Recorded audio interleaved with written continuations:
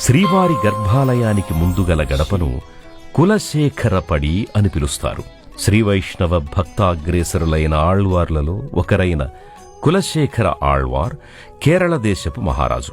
శ్రీవెంకటాచలాన్ని కీర్తిస్తూ ఆయన రచించిన పాశురంలో, ఓ స్వామి, నీ సన్నిధిలో రాతి గడపగా ఉండి సదా నీ ముఖారవిందాన్ని దర్శించుకోవాలని ఆర్తిగా స్వామివారిని ప్రార్థించారు.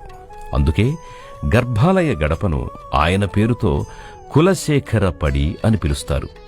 పడి అనగా తమిళంలో గడప అని అర్థం.